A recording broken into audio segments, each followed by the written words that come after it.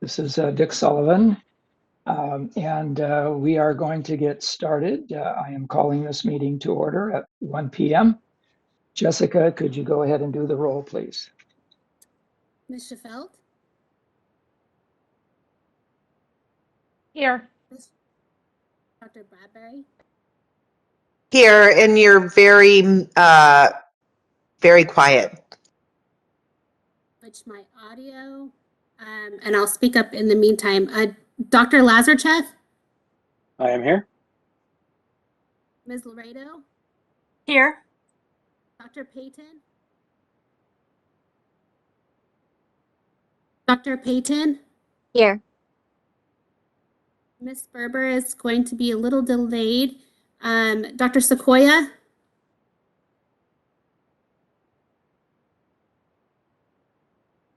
Dr. Sequoia, I see you're logged in twice. Are you able to unmute your microphone?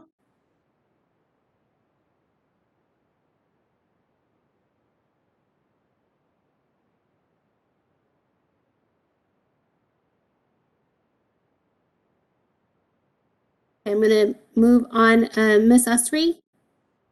Here. Dr. Sullivan? Here. We have a quorum. Okay, moderator, do you want to see if we can get Dr. Sequoia on the line? Thank you, Mr. Chair. Unfortunately, I cannot unmute her myself. Looks like one of her logins just logged out, but she's still logged in with one. I'm sending her a request. Oh, it looks like she's unmuted. Thank you. Wonderful. Okay, great. Okay, so hello again. I would like to welcome everybody to the first MDC meeting of 2022. I hope that our next meeting, I'm hopeful, will be in person. At least I'm optimistic that we will be. We haven't had an in-person meeting for 2 years, and there are a couple of new members on our committee that we have yet to meet in person.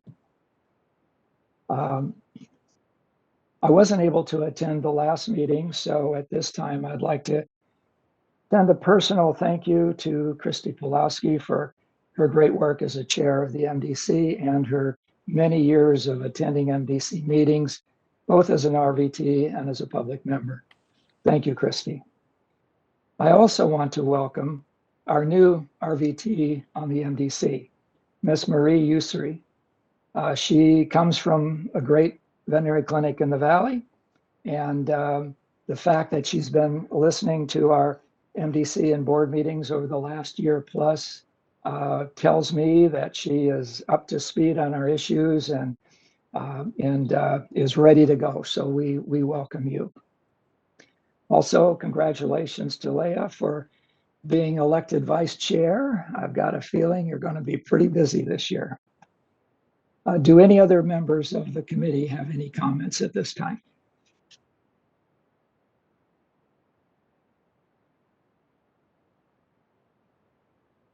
Okay, if not, moderator, please open the screen for public comments on items not on the agenda, please.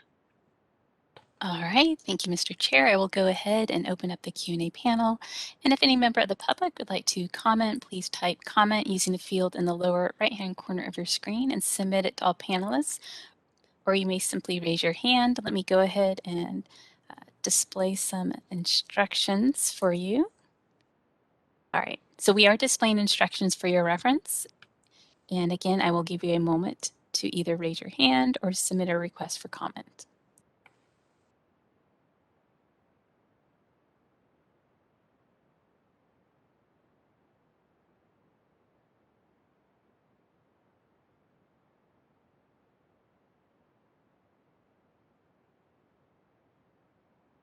All right, I see no requests for comment at this time. Mr. Chair, would you like me to go ahead and close the Q&A panel? Please. Okay, it is closed. All right, thank you. Agenda item 4 is to review and approve the October 20th committee meeting minutes. Do the committee members have any corrections or additions?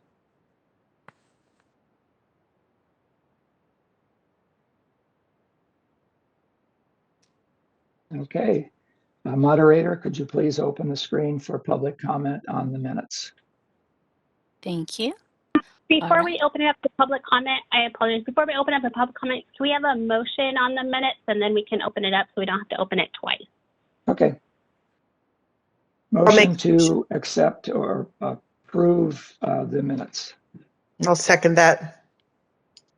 Who is the primary? Oh, I'll make a motion. Sorry, this is Dr. Bradbury. Okay. I'll make a motion to approve the minutes. And I can second that. This is Leah. All right. Any discussion from the committee members? This is Sequoia. I'd like to make a comment. Okay. I'd like to say it was very helpful going through and having the webcast time next to the item. I really appreciate having that done by staff. Excellent. Moderator, go ahead and open the screen for public comment. Thank you, Mr. Chair. I will go ahead and open up the Q&A panel, and if any member of the public would like to make a comment on these meeting minutes, please type comment using the field in the lower right-hand corner of your screen and submit it to all panelists, or you may simply raise your hand. I will go ahead and give you a moment.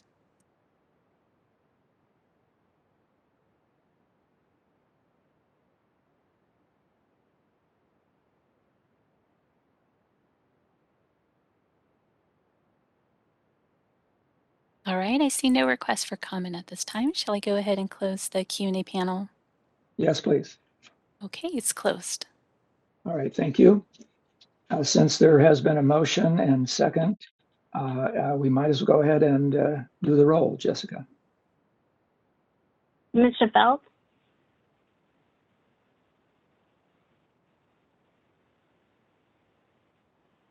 Mr. Phelps? Yes, sorry, my button moved. Dr. Bradbury? Yes. Dr. Lazarchuk? Yes. Ms. Laredo? Yes. Dr. Payton? Yes. Ms. Berber?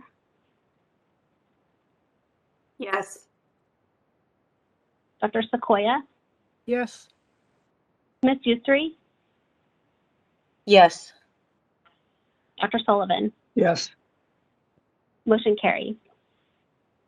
Okay, item number 5 is discussion regarding board approval of RVT colleges and post-secondary institutions. And I'm going to turn this over to Jessica. Thank you. Just for a quick introduction of the topic, members, just to familiarize yourself with it, there's currently a requirement for the board to approve private post-secondary education and RVT school programs for RVT colleges. And we do have pending rulemaking that relates to this issue as well. This is a relatively new requirement that the board has yet to fully implement. The board has not developed the full approval process for the alternate route programs. And so when I started, I had talked to some staff that were here, and the plan was to essentially take everything that AVMA does and do the same thing, and not charge as much as AVMA does, but basically redo everything that AVMA is doing for the alternate route programs.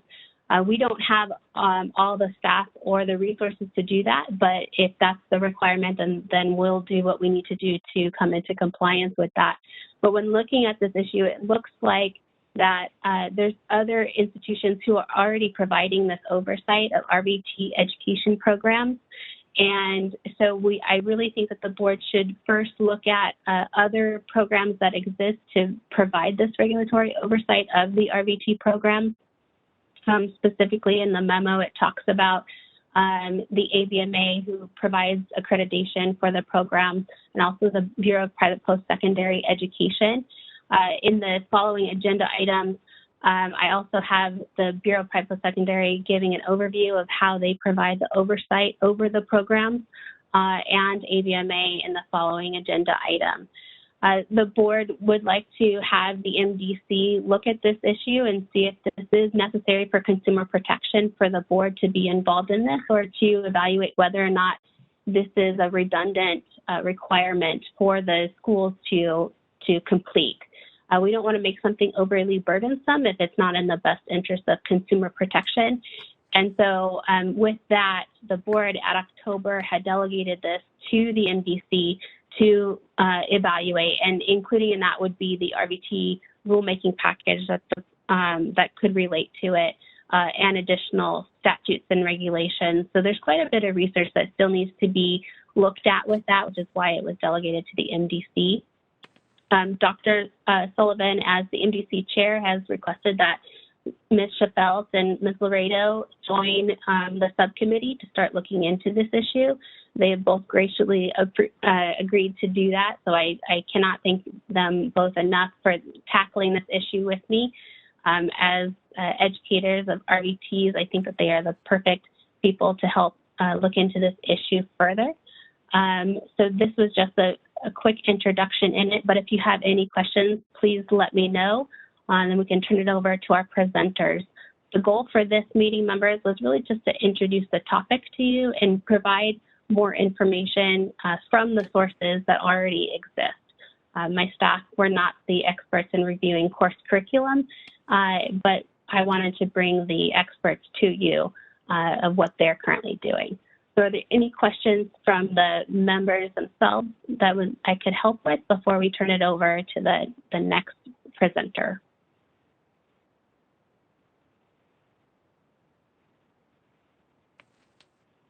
No?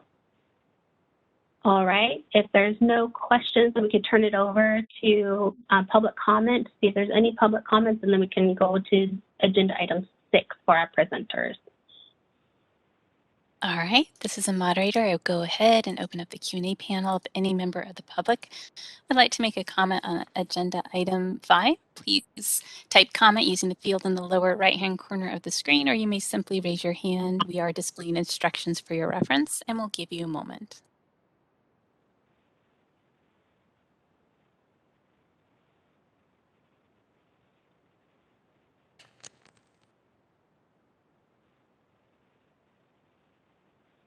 All right, this is the moderator. I see no request for comment at this time. Shall I close the Q&A panel?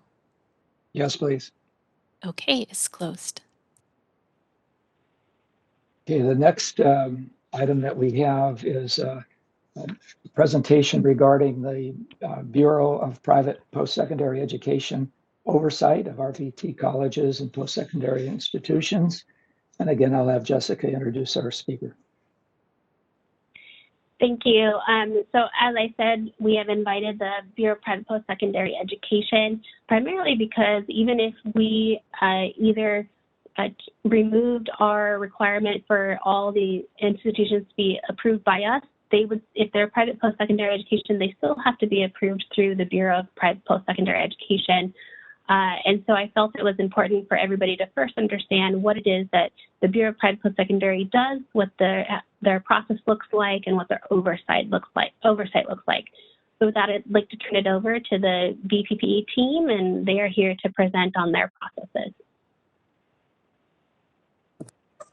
Thanks very much, Jessica. I'm Joanna Murray. I'm a senior education specialist with the Quality of Education Unit at the Bureau for Private Post-Secondary Education. I'm just going to give you a brief overview of sort of how we review applications. So if an institution does want to operate a private post-secondary out of the state of California, then they do have to go through our process. There are some exceptions where there might be exemptions and eligibility for that. But when we're talking about the type of programs that you're looking at here, a veterinary technician program, whether it be alternate route or a standard registered vet tech program, that would be coming through the Bureau. So a school would first submit an initial application, and they really cover a lot of territory there, everything from financials to facilities, equipment. And they also have to get into faculty qualifications. The curriculum that they are going to be presenting to students has to be provided to us. And syllabi have very specific requirements as well. You know, kind of a very quite a long list. It's quite a substantial application. And if an institution is approved, then they would go through a renewal process every 5 years with us. As well in between, and this might apply in your situation as well, if an institution that's already operating determines that they want to offer a new program, then they do submit a substantive change request, and that would be to add a new program. Again, maybe it'd be a veterinary technician program or the alternate route version.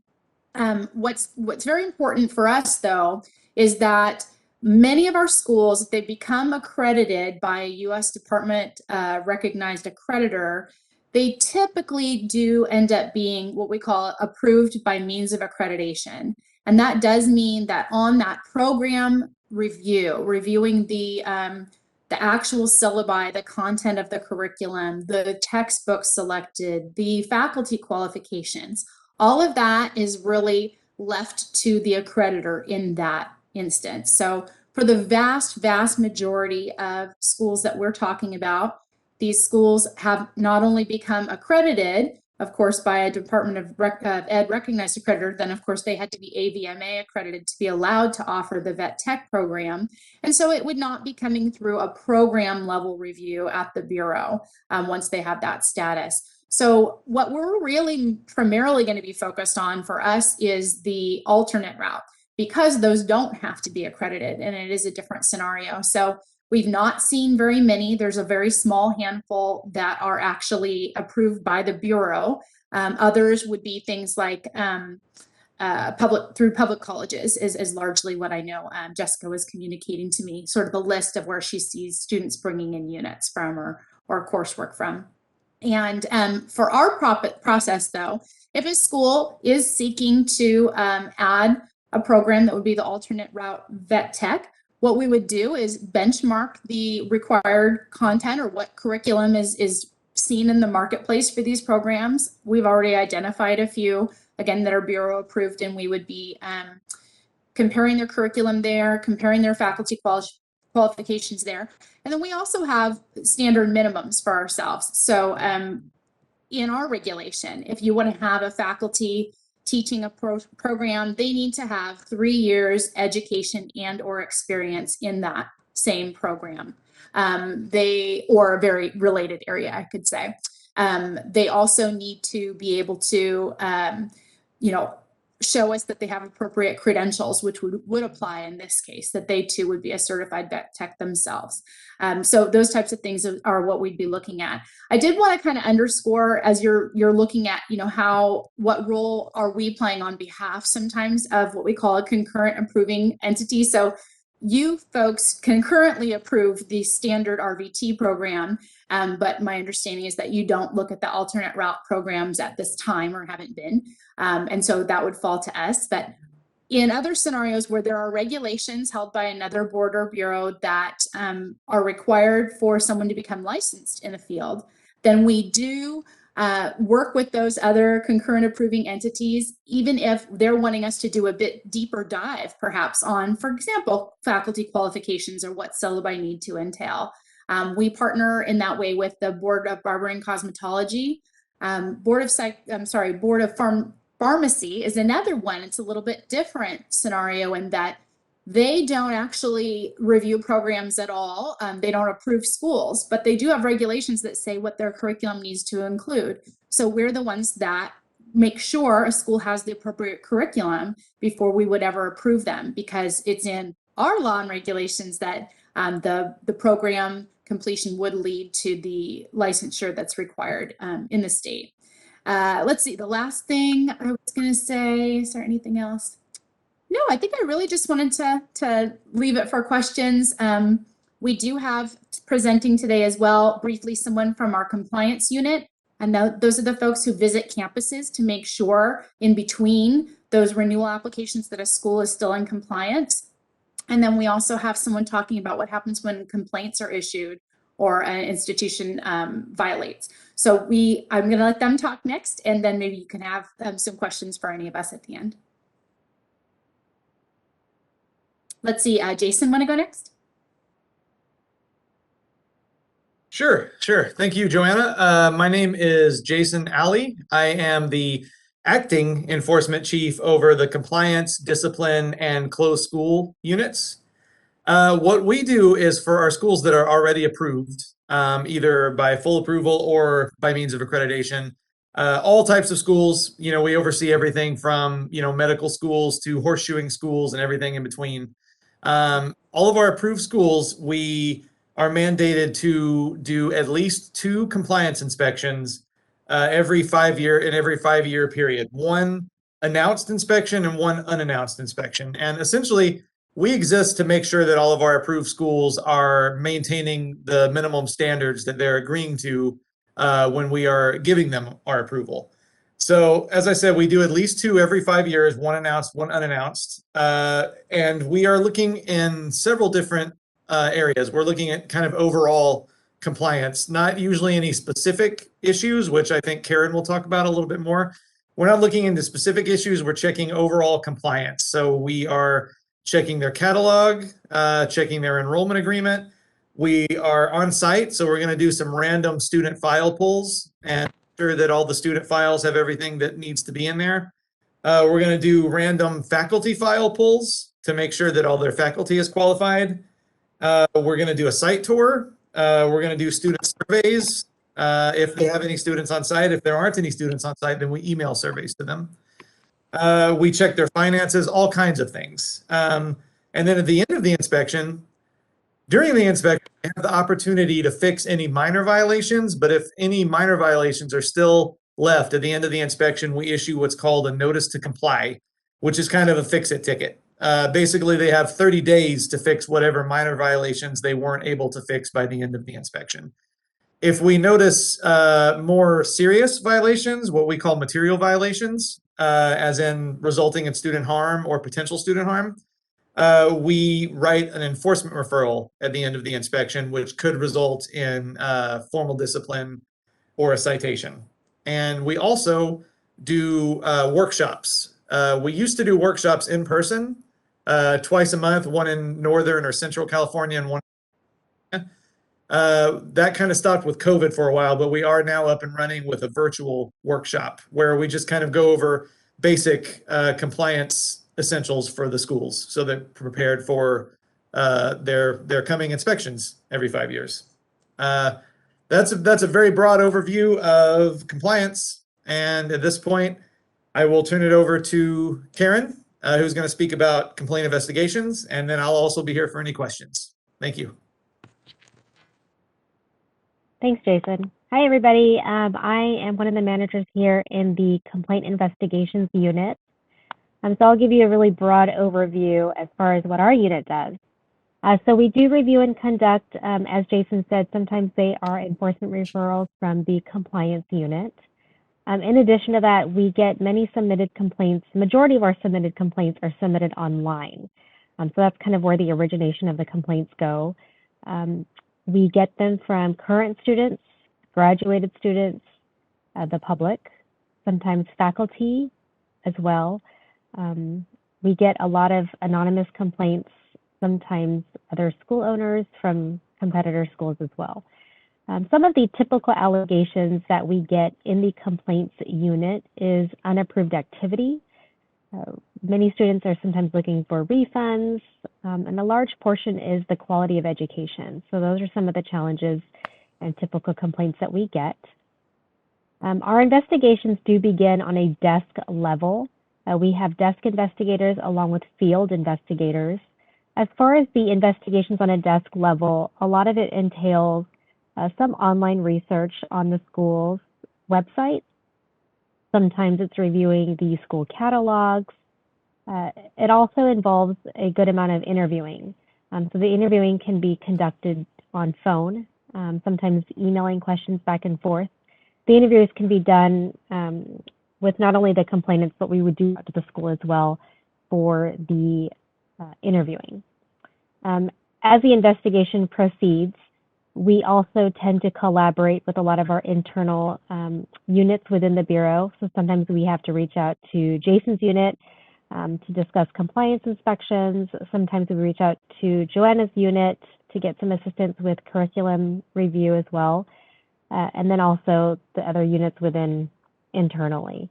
In addition to that, we also work with many outside agencies. So a lot of the investigations we get will be a long list of allegations. So with that being said, sometimes we are required to work with the Office of Civil Rights. Sometimes we are referring cases to the Board of Barbering and Cosmetology, sometimes Department of Education and Federal Student Aid. A lot of the allegations that are non-jurisdictional to the Bureau, we will reach out to the necessary offices and agencies that we need to go to. Once the investigations are began on a desk level, the staff is communicating with their manager on a regular basis for where their cases are, and we then determine if the case needs to warrant a field visit. So field visits are, for the most part, conducted unannounced. So our field investigators will schedule either a day visit or a 2-day visit, whatever it may be, and show up at the school. And very similar to how compliance works, our staff will show up requesting for documents or random interviews, take photos, and so on and so forth to address all the necessary allegations. And at that point, the communication is continued with their manager, investigation reports are done, and on our end here, we either will close the case if some of the allegations are not substantiated. If we do have violations that are substantiated, we move the case forward into our discipline unit, and that's when the decision is made if a citation goes out or not. So that's about it. Thank you. Thank you. Are there any questions from the committee?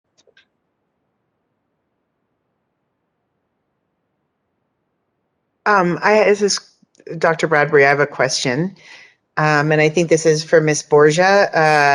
I am just wondering how many complaints you get, or on average, and then how long do complaints take for a resolution typically? Like your cycle time? Sure. Cycle time is a little bit of a challenge, to be 100% honest with you. So obviously our goal is, we usually say a few months, really at the most. It really depends, and it's hard because a lot of the times we're waiting for the schools to submit documentation to us, or the students or the complainant may have to submit their evidence as well. So it does take a decent time of review. Some cases can be looked at and opened and closed within a couple of days.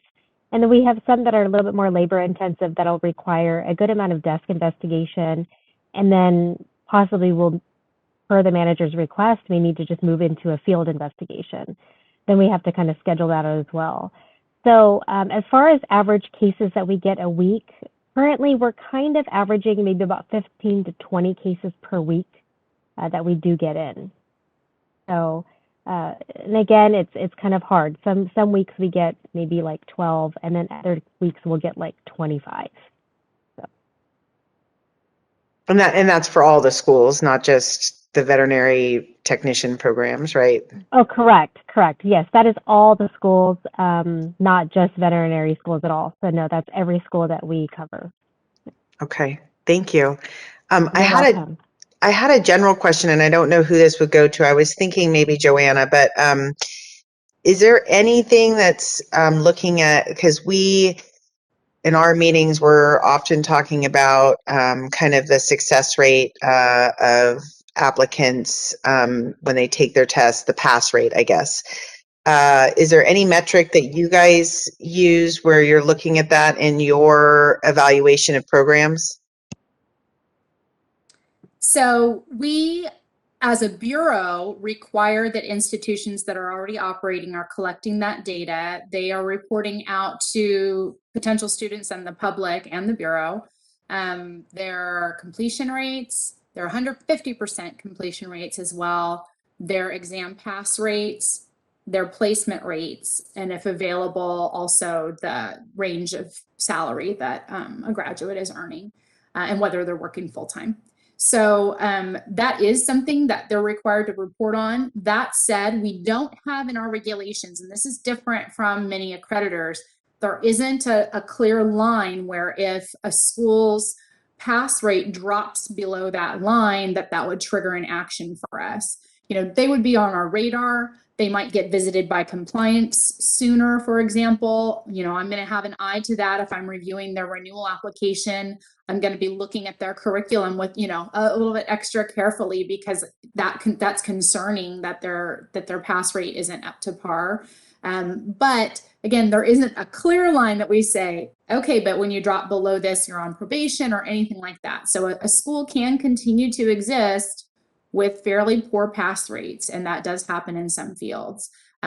With those RVT programs, their accreditor is going to have a standard that's going to say, no, you can't drop below that.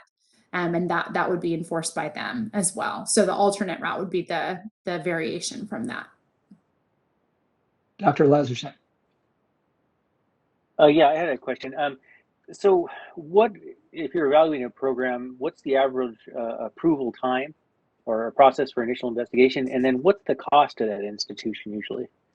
Sure. So the initial application is $5,000. The renewal applications are, I think, $3,500, something like that. The adding a new program, if that's what they were doing to institute their vet tech program, would be $500.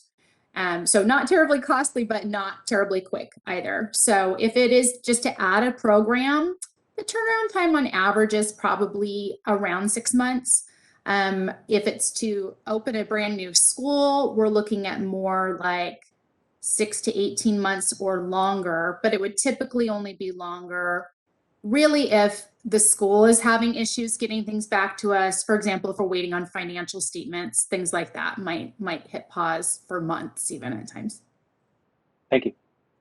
Can our subcommittee go online and find out a list of the RVT schools that you have are regulating? Yeah. So if you go to the Bureau's website, that's again, Bureau for Private Post-Secondary Education, I think it's bppe.ca.gov. And you can look up, the easiest way to do it is you actually click like you're a student searching for a program.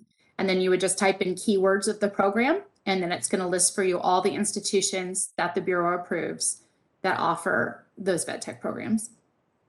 Good, thank you. Any other questions?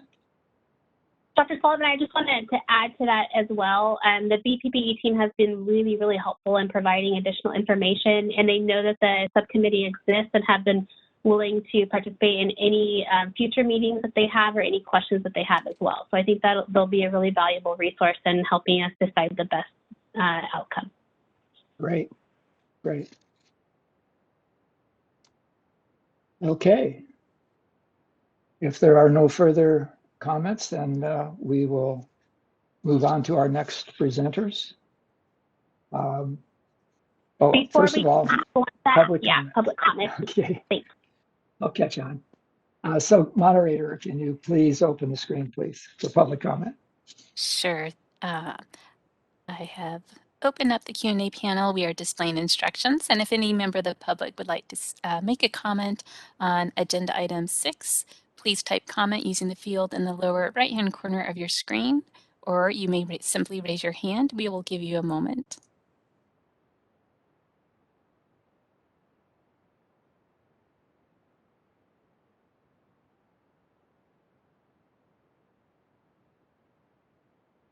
All right, I am not seeing any requests for comment. Shall I close the Q&A feature? Yes, please. Okay. And also, if I could just know, I know Rachel or Laura will want to share their screen. So if one of them can indicate that, and I will make them the presenter so that they can share their screen. Okay. So next, agenda item, I guess we are on 7. So this is going to be a presentation from AVMA. Correct. Yes. Yes.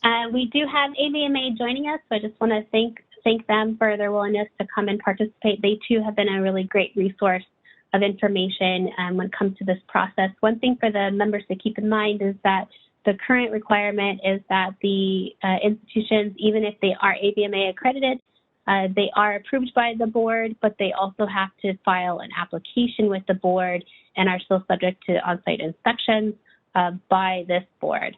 So as you heard from BPPE, they also do on-site inspections of AVMA and also have the concurrent approval. So that's just another instance of there's multiple people who are involved in this process. So with that, I'll turn it over to AVMA. Thank you.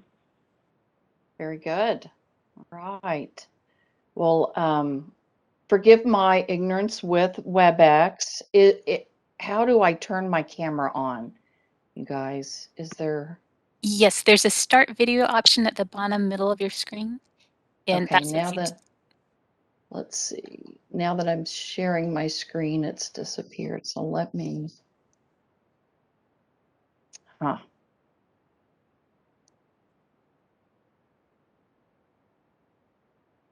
you might need to stop sharing your screen briefly. Yes, and do I just escape to do that? There should be a, if you mouse up to the top of your screen, there should be a so stop. You're so right. I apologize. We are a Zoom entity at the AVMA, so I apologize. No worries. Okay, I think I found it. Okay, there's my camera. All right, let me try this again, folks. Back to my presentation. So thank you for your patience. Good afternoon, everyone. I'm pleased to be here and speak on behalf of AVMA's CVTEA, the Committee on Veterinary Technician Education and Activities. And I'm here with my colleague, Laura Leon. We are both assistant directors in the Division of Education and Research at the AVMA. We also have a third colleague that is responsible for staffing the CVTA, and that is Dr. Paula Parker, veterinarian. And then our program manager, accreditation manager, is Ms. Julie Horvath, who does a great job and has been with the AVMA many years. So I should comment that CVTA is a semi-autonomous entity that is housed within the AVMA. So their autonomy is a very important part of accreditation, and you'll probably hear a little bit about that as we go through here. So we just want to give you the basics on accreditation and how it's operating within CVTA. We're going to give a little background, and everything is based on accreditation standards. There are 11 of those for CVTEA. And then we'll also talk a little bit about the accreditation cycle.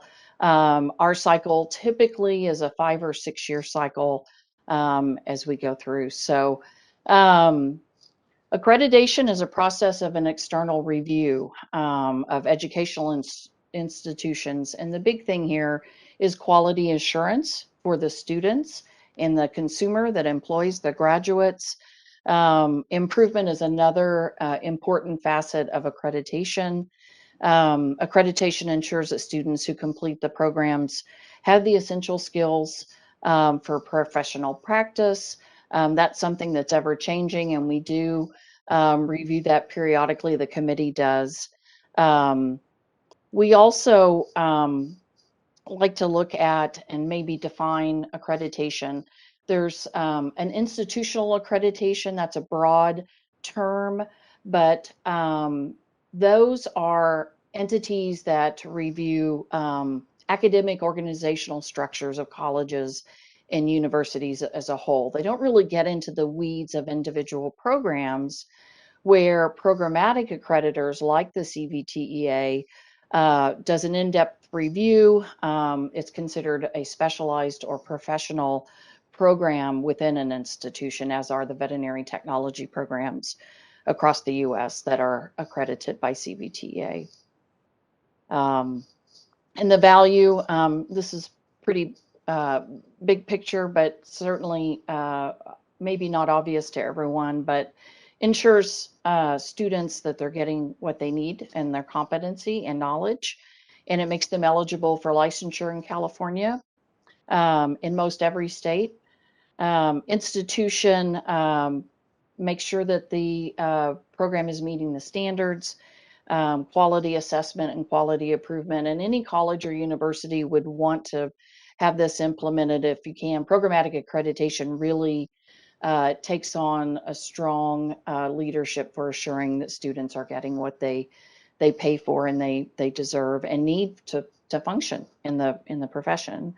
The public, it's certainly a confidence that you would know that the graduates meet the levels of competency, as I said. Again, for veterinarians hiring the graduates, that's very important. You also think about it, public health and safety is a part of the veterinary profession, and veterinary technician education certainly contains that. It's an important part of that. So contemporary standards for veterinary medicine changes every year, and that's something that is important for cyclical review of accreditation standards. So this is often something we hear a little bit about, so I like to speak to this, accreditation misconceptions. And a lot of people believe that you're comparing one institution or program to another, and that actually is not true. Each program is measured by the standards of accreditation and compliance with those standards. We do not rank programs. They're either accredited or they may be on a different status of accreditation, initial for new programs, that sort of thing. But essentially, accreditation is the end product. And it's certainly not a means to regulate the number of graduates eligible for licensure in any country, any state. That is certainly something that's not within the legal bounds of accreditation. And over the years, I know you all have heard discussion at times that there was an overabundance of veterinarians. I don't think I've ever heard that about veterinary technicians, but again, that's outside the realm of accreditation. So just a little background, we are hitting our 50th year, 50 years that AVMA, CVTA has been accrediting programs.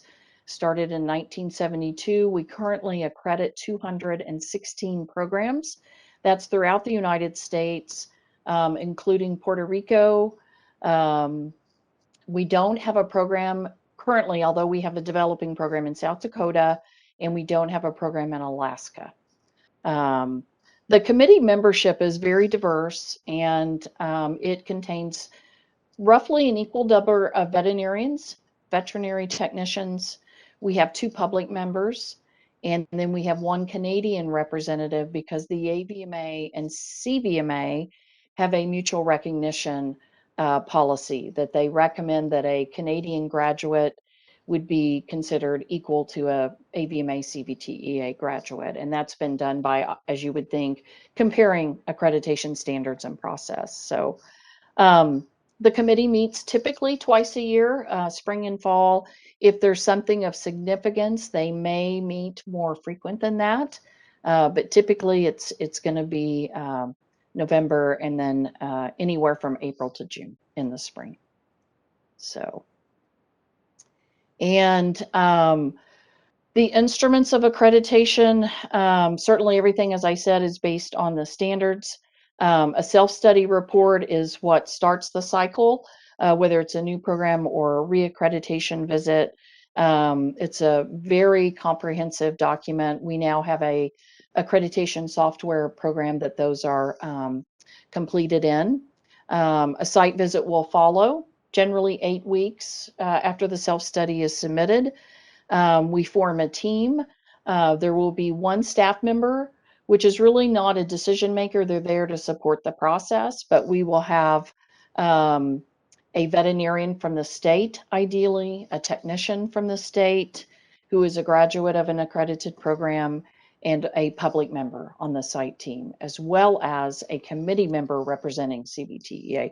So it's generally 4 on the site team with 1 staff. And then the report of evaluation is what follows the site visit. That has an in-depth review of each standard, all 11, with narrative and content. That is presented to the CVTEA, which is our accrediting body, at the next regular meeting of the committee. And during those time periods after site visits, most programs are placed on annual reporting. However, the committee can request a 6-month interim report at any time. So there is ongoing review and communication with all programs during that time. All right, is this you? I believe, Laura, you're going to take over? Are you there, Laura?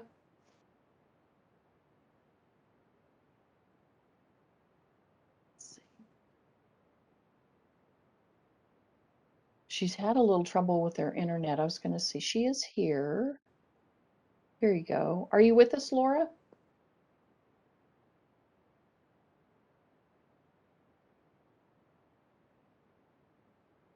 I can see her. I just can't hear her. Are you able to hear me now? Now we can. Yes. Okay. I apologize. As Rachel said, we're used to Zoom, but even We Zoom, are. I I mistake, apologize. so I Oh my apologize. Rachel, Yeah. I'm not able to see your I slides think I'm right back now. there. Now I am. Okay. Can you All see right. now, Laura? Yes, I can. Thank you. I'm sorry for the delay. So as Rachel already mentioned, each program is evaluated using the 11 standards of accreditation, which includes institutional accreditation. The CVTA reviews that status. They look at programmatic finances as well as a brief overview of the institutional finances. Under organization and communication, that's for multiple stakeholder groups, from students all the way up to higher administration. The CVTA also reviews facilities and equipment, both institutional and programmatic. And then resources for clinical instruction is primarily for animal care and resources that are used by the students. Library and informational resources, admissions policies, and then for students, that includes services that are provided by both the institution and the program for student success, as well as faculty and staff, curriculum, and then outcomes assessments. Next slide. So during that site visit, as Rachel mentioned, the program is being compared to those standards of accreditation. And if it's determined by the site team that there might be a concern with any of the standards, there may be deficiencies or recommendations that are written into the report. And the first one that we're going to talk about is just a critical deficiency, and that's where the site team has determined that there is a gap between what the program is doing and what the standard requires. We also have major deficiencies, and that's for concerns where a program may be in jeopardy of not meeting the standards of accreditation. And then finally, the last one is a recommendation, which has no bearing on the institutional's accreditation, the program's accreditation status, but generally will be for program improvement. And then also the site team will identify and record strengths of the program, because every program certainly has their strengths. And so the site teams like to identify those and highlight them in the report. Next slide, please. So as Rachel also mentioned, that practice, and as you all well know, that practice keeps evolving, and so do the accreditation standards. The goal for the committee is that standards be well-defined, that they are consistently applied to all the programs, and that stakeholder feedback is taken into consideration. That consultation period is embedded in the cycle for accreditation revision. The committee reviews between 2 and 3 standards every year. This assists the CVTA to identify potential unintended consequences and ensures that the standards are clear, and not just clear to the people who actually write them, but to those people who have to actually make them work. Next slide. Thank you. This is just a little bit more of the standards development and revision. The CVTA uses multiple inputs as far as reviewing the standards, and some of it is in environmental scanning, but also stakeholder feedback that may come from practitioners. It may come from stakeholders such as NAVTA members or other veterinary technicians, and then also periodic surveys that occur. We use feedback from the program directors and programs as well. Next slide. All right, so here's an overview again, a bit of what happens in that accreditation cycle that occurs over 5 to 6 years. Is the self-study report starts everything. The site visit occurs. The site team works together to write a report of evaluation. The program has a chance to respond to that before it goes to the accrediting body, to the CVTA, for their decision to be made. And then last is the reporting cycle. So as I mentioned, this entire cycle takes 5 to 6 years. So a program could report to the committee between 4 and 5 times before their next site visit. Next slide. Ooh, there we go. Oh, there we go. All right. So CVTA has several different types of accreditation that can be applied to programs. So that initial accreditation is for those programs that have been accredited less than 5 years. So they've had their time of development of the program, a site visit, and then the CVTA has granted initial accreditation, and they can stay on that status up to 5 years, and then they need to go through a reaccreditation visit in order to move to full accreditation. Full accreditation are for those programs that have reached that 6-year period, 5 or 6 year period after they've started. We have some programs that have been accredited since 1972 that are still accredited by CVTEA. And then also there's probationary accreditation, which isn't an adverse accreditation decision. It's a period of time for programs to address concerns the CVTA has identified that need to be addressed right away. A program can stay on probationary accreditation at a minimum of 2 years, and with good cause, the CVTA may grant an additional year on probationary accreditation. Next slide. So we've talked a bit about the self-study report and the ROE. But accredited programs also have to report between cycles. And so that continued reporting is either on an annual basis, or it may be done on an interim basis. It might be every 6 months. Also during that time, programs need to continue to let CVTA know about major changes in their program. If they wish to change their curriculum substantively, if they have changes in key program personnel, they'll have to report that as well to the CVTEA. And then finally, those programs who have at least 3 years of VTNE scores need to report that to the community. So it needs to be posted on their website, their 3-year rolling average. So in that case, a program that is maybe initially accredited, say at this last November's meeting, they may be initially accredited, but they don't have feedback from the VTNE in order to be able to make that posting. So they have about 3 years before that needs to be done. Programs that have been accredited for longer than that need to update that VTNE posting every year. And again, it's that 3-year rolling average from July 1st of the first year until June 30th of that 3rd year. And that's what we had for you today. Thank you very much. Okay, thank you very much. Let's turn it over to the committee. Does anyone have any questions?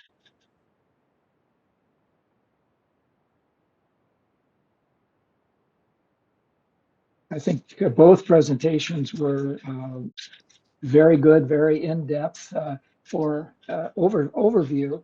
A lot of good material, particularly on what aspects of the programs you cover, what aspect of the accreditation, what aspect of the and the institutional overview. So some good background material. And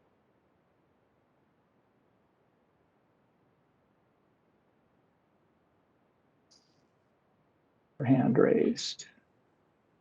Dr. Bradbury? Hi, I may have to turn my video off. Tell me if you can't hear me. Are you hearing me okay? Yes. Hello? Okay, great. Thank you very much. I'm always amazed at how much. Can you hear me? I can hear you. Can you hear me? Yes, I can. Okay. I can as well. Okay, I'm going to just stop my video just in case that's Okay, sure. adding to it.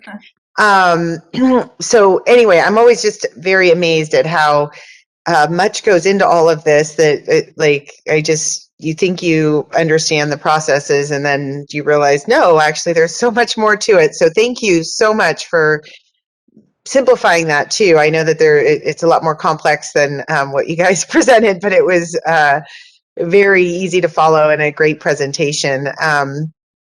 So I guess my major question is there any, if schools are meeting all of the other standards but are persistently having low pass rates or completion rates, does that affect their accreditation with you guys, or is it just that they have to post this on their website and it's kind of up to the consumer to make that decision?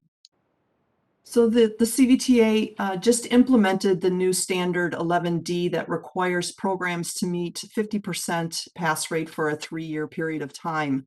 And several programs were placed on probationary accreditation.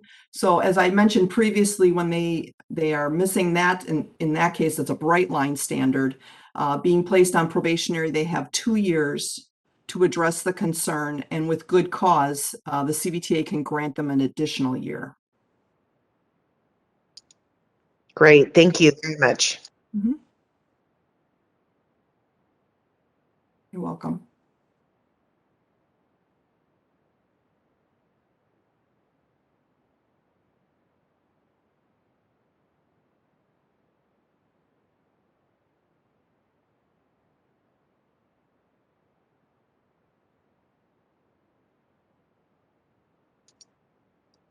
I think you're on mute, Dr. Sullivan.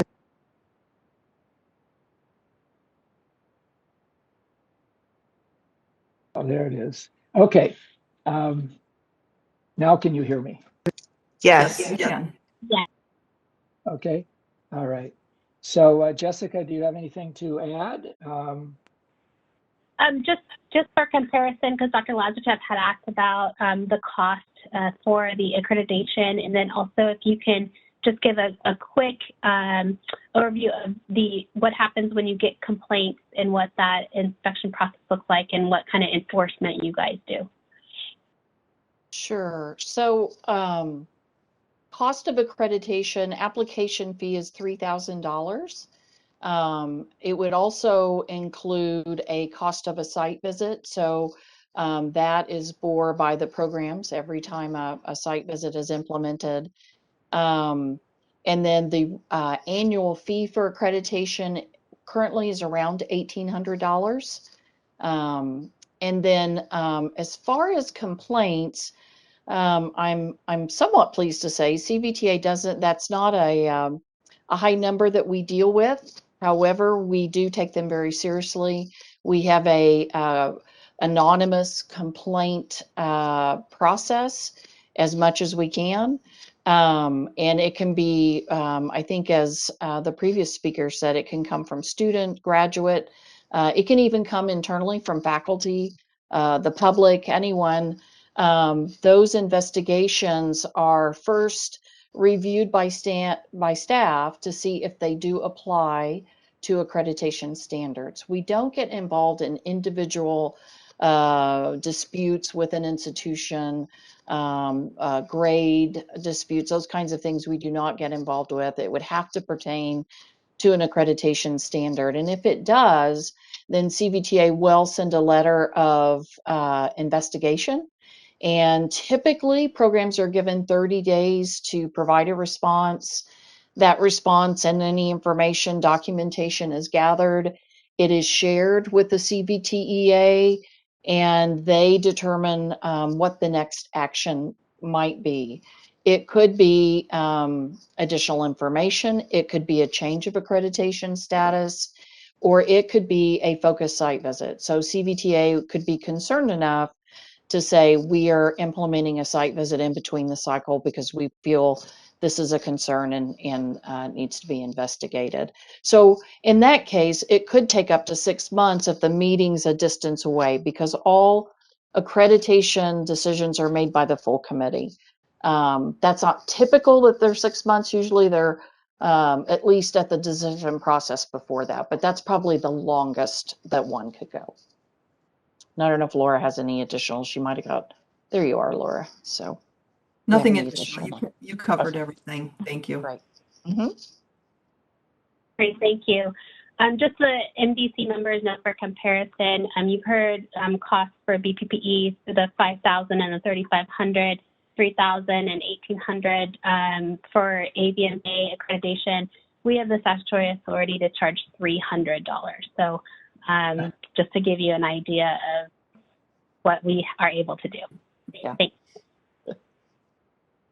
Yeah, I cannot see everybody's view or hand up. So if anybody else has a comment or question, please speak up. If not, we will turn it over to the moderator to open up the screen for public comment.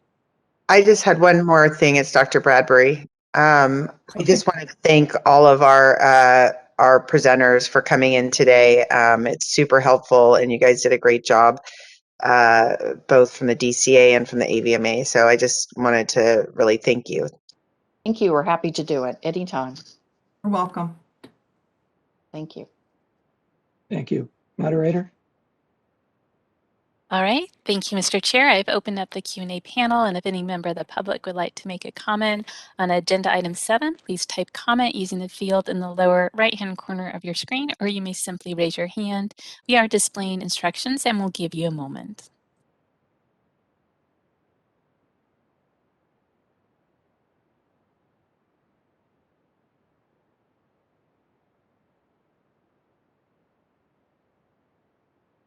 All right, I'm seeing no request for comment at this time. Shall I close the Q&A panel?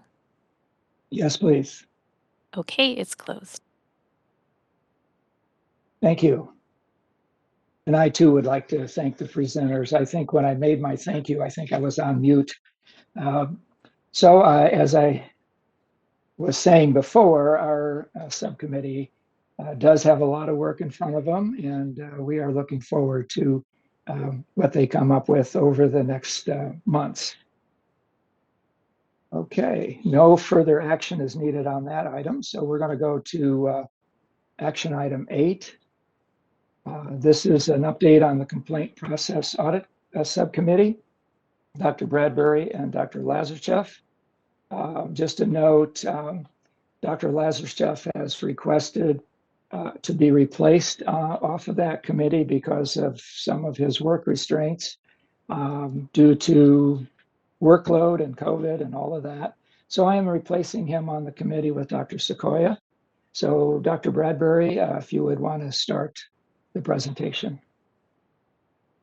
Sure. I'm going to try this on video. We'll see. So first I wanted to thank Dr. Lazarchev. He's done so much work over the years on this too, and just thank you for all of your time and effort on this and kind of moving it to the direction we are. So we have a couple of updates. Let me just move this over so that I can kind of read from the screen at the same time. So I think we updated you guys last time at the previous MDC meeting that we were working on some specific expert witness training. So the Miss Denver from the DAG liaison, she came up with a PowerPoint presentation to present for expert witness training, and as a group we went through that and kind of polished that up, and that's gone back to Ms. Denver to complete or to just sign off on, and the plan is to meet in the very near future with the expert witnesses, and we can get everybody together and have some specific training to the veterinary medical board rather than just the medical board training that they had been to previously. During that time, one of the things which will come up later in this memo is we've seen that we don't have a lot of references in the expert opinions regarding subject matter and objective data, like, you know, their opinions on drug doses or x-rays or anything like that, and a lot of times those could be referenced by common reference materials. That would also help, I think, bolster the case for the attorneys that are prosecuting. So in any case, I, as a internist, I had a lot of extra training on how to research data for cases and such. And so I have offered to kind of do a brief sort of refresher for the veterinarians that are participating in the expert witness program on the different resources that are available to us and how to potentially research and reference information just to help them with their expert opinions. So that by our next meeting, we're hoping to tell you how that went. That would be the goal. And then we had a meeting in December to kind of discuss our future direction.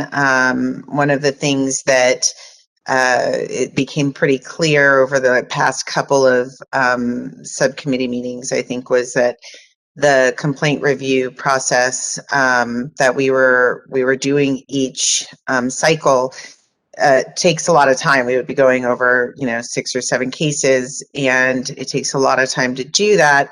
And these cases were years old, and some of the expert witnesses were not even employed by the board anymore, so feedback for them wouldn't be very helpful.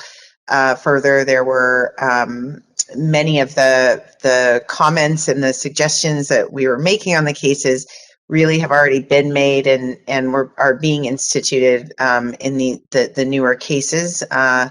And so it was kind of it wasn't a helpful process, and it wasn't an effective use of everybody's time, because the board staff has to get these cases together, et cetera. So we put that on hold until our cases kind of catch up with the changes we've already instituted, and then I think we'll start reviewing those again.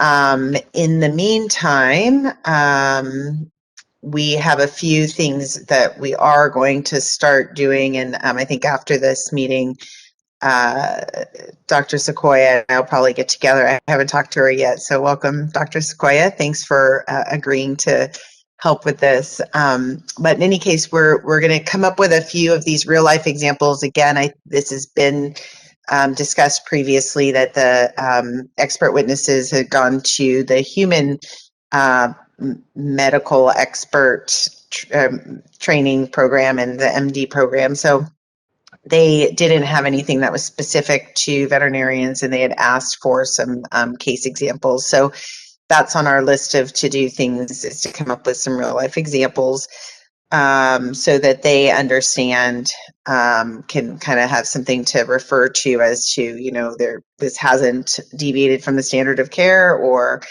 there was a deviation, and kind of how to describe that.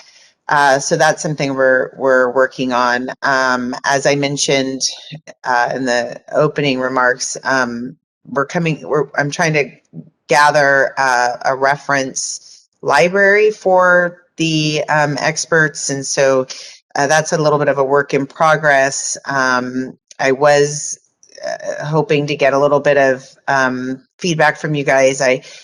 I'm a small animal internal medicine specialist, so I have a certain set of reference material that I know is acceptable. I don't have, you know, I can guess, and I can ask a few people about, you know, exotics and equine medicine, surgery, you know, but there's a lot of different aspects of veterinary medicine that that need to be, I think, in this library. So we are considering reaching out to the 2 vet schools in the state. I think it might be helpful if we knew what textbooks they were recommending, and we could, you know, that would be to me a reasonable reference list. also to see if perhaps we could provide a digital access for our experts to their library systems. I worked with UC Davis on some research in the past, and I had a guest access to the library for the duration of the project I was on, and so we're looking into those options. But in any case, we're trying to help the experts have as much information as they might need to make really robust expert opinion documents when they're given cases. So my question, I think, would be: is it appropriate? I was thinking perhaps we could ask the veterinarians on the board if they had a list of references. Because I know Dr. Nolan's an equine veterinarian, a large animal. She may have some ideas. Dr. Sullivan, you may have your list, and sort of gather that as a group. But if not, I can keep working on that and outside of the board. So that would be just a question at the end of this, if you guys might chime in on what your thoughts are there. And then finally, the last piece of this is that we were wondering in our meeting, we talked about the criteria that we look at to accept a doctor as an expert witness. And we haven't looked at that, so we wanted to take a look at that and ensure that it's kind of up to date and it meets what the criteria we want it to meet. And we're going to be comparing that to some of the other boards, the other health science, but the medical practitioner boards. And it seems like there is a lot of similarity, but we're still going to probably have a meeting where we sit down and just go through that and make sure that there isn't some adjustments that we could make to make sure our experts are the best. So that's about it. And yeah, any thoughts are welcome. Let's see. Well, as a general practitioner, I leaned a lot on the recent graduates that we have coming into the practice. For all of the years that I have been in practice, we've always had recent or new graduates. And lately, what they taught me was when there was a item that needed to be referenced, they ran to VIN. And I found, I learned very quickly that it was a context that was easy to access and had multiple views and was referenced by specialists. So I'd say in the last 8-9 years, that's kind of where I went to for reference material, up to date and practical. And but you still have your textbooks on the shelf that on occasion I would find something there that wasn't on VIN. So I think those are the two areas in general practice that a practitioner goes to.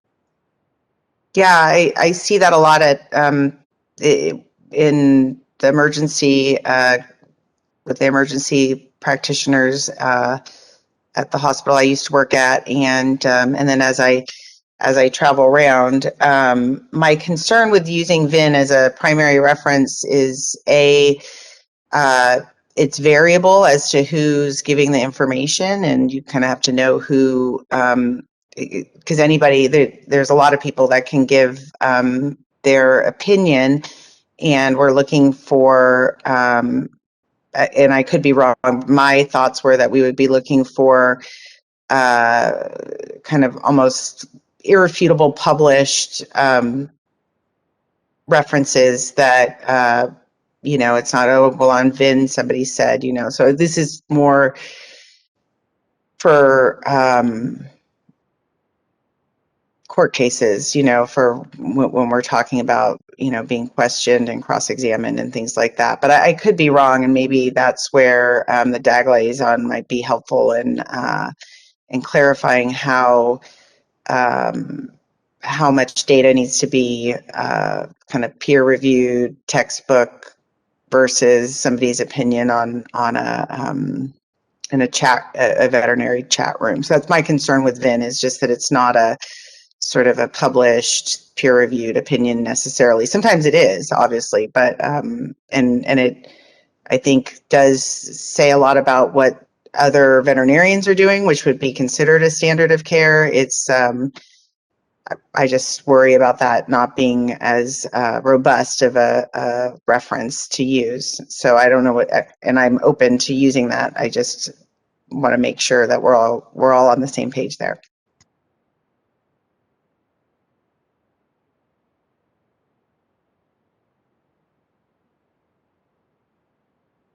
Any other comments?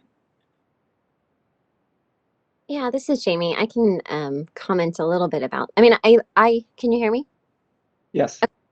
I mean, I do think Vin and like Google Scholar are very helpful as far as search engines to find journals. I think your idea of the having access to. I think we've lost you. Oh, okay. Can you hear me now? Yeah. I have such bad internet. So sorry, I'm not doing the video. But remember, textbooks also take, 2 years to publish.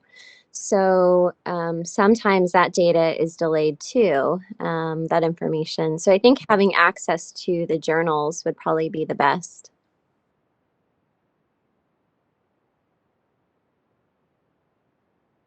Yes, and I think when I was referencing on VIN, I would be looking at who the author was or who the commentator was. And, they really needed to be boarded to have the weight that other comments were being made. But to be honest, there was a number of times that one of our associates would get into discussion and she would refer me to VIN, and it was recent material that was not in the literature, especially, as Dr. Payton said, not in the textbooks. So I think regardless of the disciplinary case, I think it's on the onus of the licensee that is being disciplined to prove the source of why they did what. I think the expert witness needs their sources, but I think we need to have the emphasis on the licensee. I think they need to prove where they've came up with a certain dosage or procedure, or whatever. So, yeah.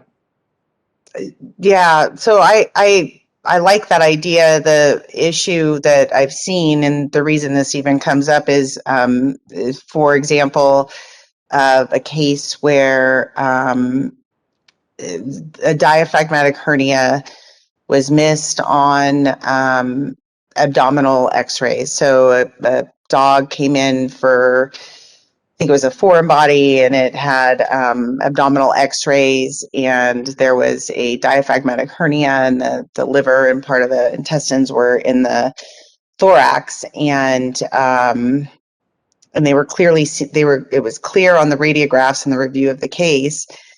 And the dog did fine after surgery. The veterinarian missed the diaphragmatic hernia, which, so that was missed and not reported on. And then probably 3 or 4 months later, the dog presented and acutely died at an emergency hospital. And it was deemed that it was due to the diaphragmatic hernia.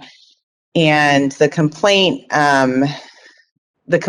was not actually found to be valid in its actual, they thought that was the death was due to the surgery previously, which, that was found to not be valid. However, there was another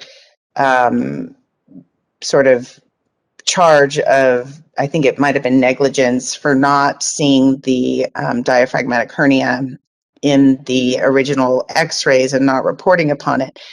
And that was brought up against the practitioner, and their response was that they weren't looking at the whole x-ray, and it's not common practice to look at the whole x-ray when they're just looking at, you know, the abdomen for vomiting, and it's not expected to read the whole radiograph. And that was their argument, and the expert disagreed, but didn't have any sort of like, this is even in a basic textbook. And had they referenced a text, just a basic veterinary textbook that I have, you know, from my vet school, it's, you know, in your second year, you're taught to read the entire x-ray, and there's a standard veterinary textbook that says that in multiple places. And because there wasn't anything to back up what the expert said, it was dismissed. And so the point being that while it should be on the complainants to prove that they're doing things correctly and to provide the references, if our experts aren't making their arguments convincingly to lay people in court, then we don't have very good outcomes in certain cases where we have a good case, but our expert just hasn't provided the, you know, obvious evidence that's objective and is indisputable because they haven't gone to a textbook or something that, you know, and even if it's, I think journal articles, for me, I love using journal articles in the most recent literature, but, you know, I think if it's in a textbook for a general practitioner, that's would be reasonable for an expert to cite, as well as journal articles, which would be great. But basically, we just want something to back up our expert's opinion, to say that they're not just saying that's the standard of care, but there's something that is taught in a veterinary school that we have here in the state. That's my thoughts on it. But again, I don't want to harp on that too much. It's just my thoughts, and I feel like we would have just more success potentially in our cases where there's sort of a difference of opinion, and they have an expert that they use all the time that just says things, and there's no references. But if we don't have references to back us up, then it's just basically who convinces the judge better. So that's where this comes from. To the current standard of care, not, sorry.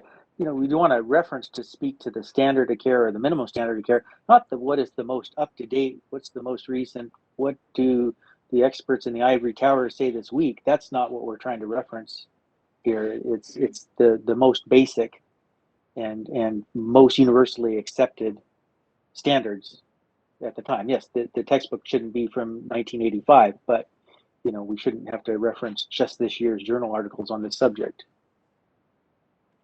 Right, I think that's a great example that you gave. I think that's expert witness training 101. If there's an accusation, there's got to be documentation. And I just wanted to reiterate too, just to Dr. Bradbury's comments, that the burden of proof is on the board, and it's clear and convincing evidence. So the respondent doesn't have necessarily the burden to prove that they didn't do anything wrong. It's more the burden is on the board that they didn't follow the standard of care. So I think that it's definitely prudent for us to make sure that our experts are citing some credible references. That's good to know. That's a different perspective than what I thought was going on. But good. And I think those references are out there, you know, in every veterinary clinic. It's part of the standard of practice is a good library, whether it's digital or whether it's textbook or journals. So yeah, we should be able to compile that pretty easily. Again, I'm not seeing hands, so is there any other comments? You can just speak up. Yeah, I just wanted to say, I really enjoyed serving on this committee. I wanted to thank Rob and Dr. Bradbury and Jessica and all the staff. You guys put together a really great program. It's so much better than it was, and reviewing at a much better level than we ever were before. It's going to really make a difference in how we go forward. I just want to say thanks for letting me be a part of it. And thank you, Kevin, for the years and hours that you spent on this. I think it's a really important committee, and as you know, and I've seen it evolve and develop a lot since we began it, and you're definitely a credit to that progression.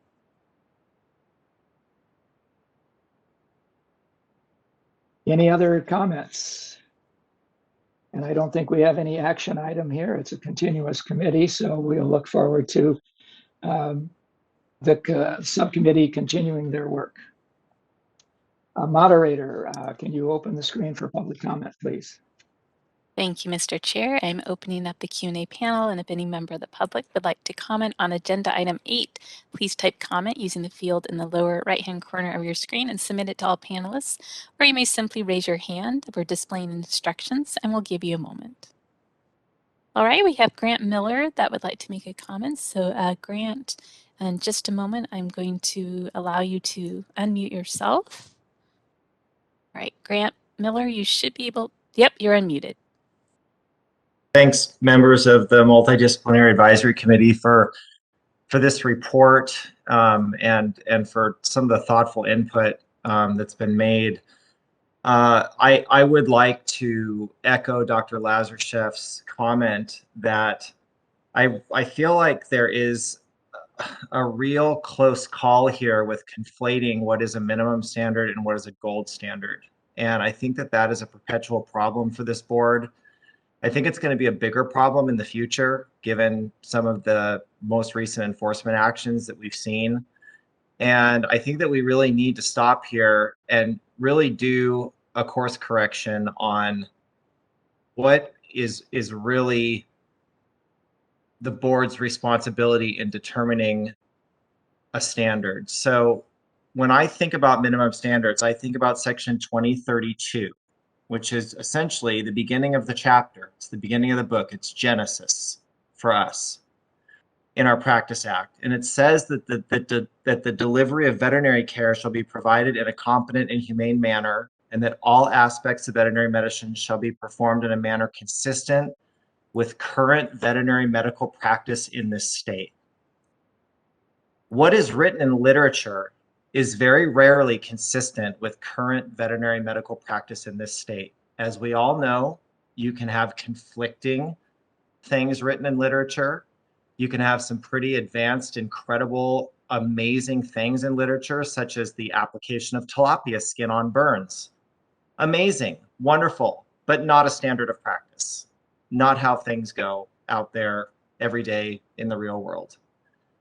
And when you look at something like VIN, VIN is a reflection of what is happening in the real world because it reflects the conversations of those of us who are out there on the front lines and doing the work. And it shows what prevails and what makes sense and what people agree on and what they don't.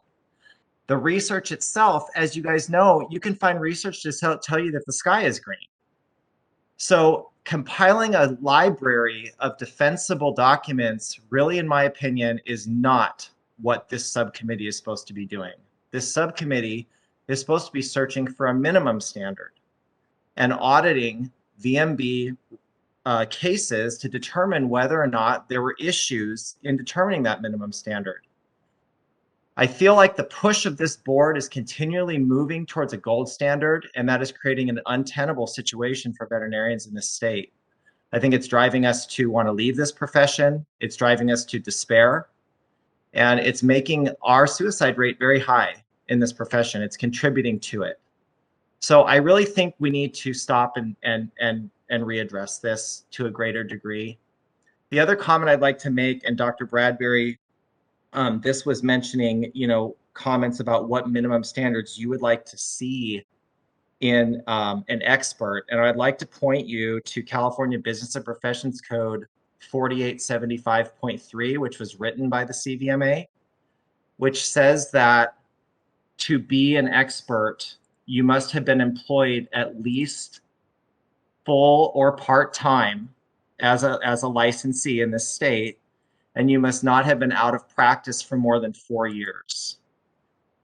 I think that the board probably needs to apply that to their current experts, because I don't believe that their current experts even meet that requirement.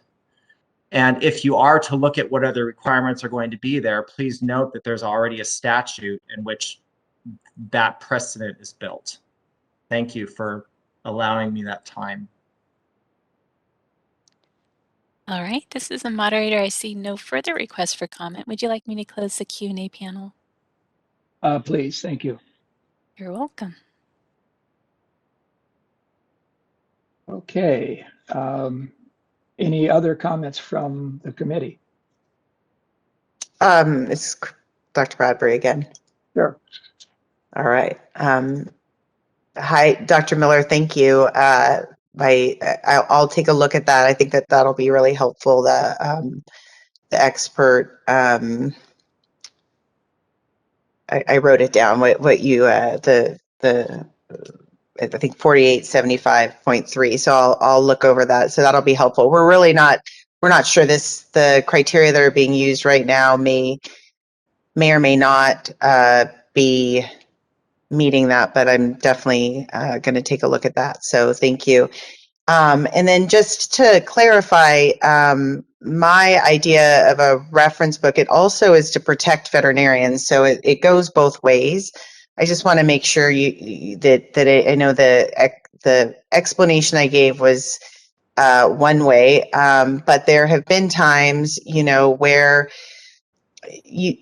it's unclear where some of the opinions are coming from, and we want to make sure that the expert opinion is fair and is reflecting the current minimum standards. And we want to know where some of those opinions are coming from, and sometimes it is unclear. And again, we want to make sure everything is fair. And so I am not looking at the latest literature and such for minimum standards. Just to me, a basic textbook, just to back up people's opinions as to why they think it's a minimum standard, I think is a reasonable approach at having objective data versus just what someone's opinion is necessarily. But your points, I heard you, and we'll truck on. But I appreciate your passion also. So thank you. Members, I did just get an email from Bonnie Lutz. She's trying to also make a public comment, so perhaps if we can unmute her microphone so she's able to do so. Okay, moderator. All right, so Bonnie, you should be able to unmute yourself now. There you go, you're unmuted. And thank you, Jessica, first for allowing me to speak, because for whatever reason, my screen, I don't have the send button. I'm glad you brought up the fact that the burden is on the board. The burden of proof is on the board, not on the veterinarian. That's an important thing generally, just to have everybody be aware of. But what I kind of wanted to share was, I think a lot of you know, I didn't go to law school until I was, pretty advanced in age. And I remember my criminal instructor called it the Dr. Doo-Doo rule when he talked about standard of care. And he basically said that it's what doctors do. So it changes over time. It's not necessarily written down. And, we all know that these things have changed over time. I use the example of pre and post surgical pain medication. When I first started doing this, that wasn't necessarily considered standard of care, and now it is. So these things do change. And the problem with textbooks is that they don't keep up with those changes. The other thing that I'm always concerned about, and I think Dr. Miller touched on this too, is that the standard of care is not the highest care. It's the minimum standard. And I know a lot of people don't like to think of it that way, but that's really what it is. It's the minimum standard of care. It's not the highest level. It shouldn't be determined by a boarded person, unless, of course, you're talking about my client being the boarded person. Then the standard for a boarded person is determined by another boarded person. But the standard for a generalist should come from a generalist, not a boarded person.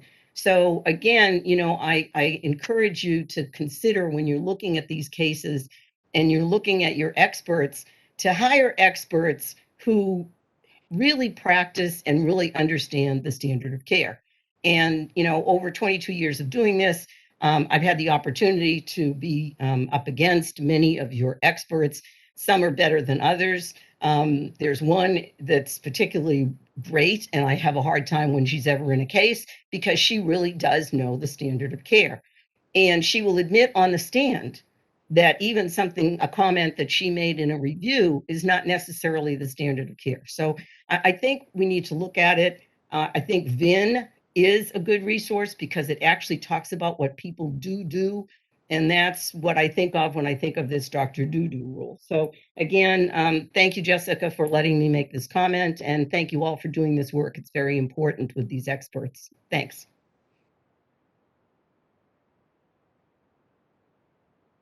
Okay, thank you, Bonnie. I was getting a little worried there when you started to go with Dr. Do-Do as to what you were referencing, but you straightened that out. Thank you for that. Okay, any other comments or any other hands raised? Okay, and again, thank you very much, Kevin, for all your work, and we'll keep going. Okay, the last item I have is future agenda meetings, items and meeting dates. So I do have a future agenda item. I would like to put forward an item for the board's consideration. I would like the board to request the MDC to develop educational material for licensees on how to comply with the new regulations on compounding, CCR sections 2090 to 2095. So I will be bringing that forward to them tomorrow. Any other members have any future agenda items that they are interested in? Quickly before we jump into the other members for future agenda items, I just wanted to highlight the new memo that we're going to be doing for all future agenda items, and not only provides the future meeting dates, but also the topics that we anticipate covering. I think in the past, there's been a lot of items that have been thrown out there, but not necessarily tracked transparently. And so what this is doing, members, is giving you an idea of the tasks that either the board has already delegated to the MDC or potentially will in their coming meeting. So you have an idea of the issues that are before the MDC. It lets you know if there's some subcommittee members that are already tasked with those topics. And then if you see some blanks in there and you're interested in serving, please let me or Dr. Sullivan know so he can appoint you to those tasks. But we really felt that this was more transparent, not only for you, but for our stakeholders who are interested in seeing these topics move forward, and provides an estimated meeting dates of when we can tackle these topics. Thank you. Any other comments from the members? I think this will definitely give us some reference material as we go through the year, and it looks to me like it's already a pretty good list. I think our short meeting today is going to be the exception rather than the rule. If there are no other comments, I don't believe we need to open this up for public comment, do we, Jessica? Yes, we do. All right, we do. Moderator, could you open up the screen, please?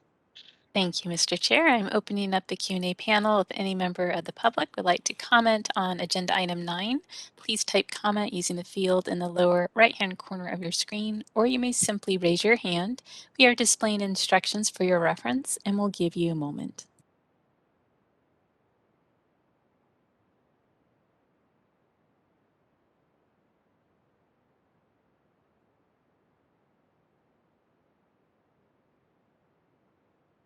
All right, I see no request for comment at this time. Shall I close the Q&A panel? Please. Okay, it's closed. Thank you. Okay, unless somebody else has some business that's not on the agenda, which I don't think we can take anyway, I think it's time for adjournment. Could I hear a motion? We don't need a motion. We can All just right. adjourn. All right, we are adjourned. Thank you, everybody, and especially a good thank you for all of the public comments. Thank you. Bye-bye. Thanks. Bye.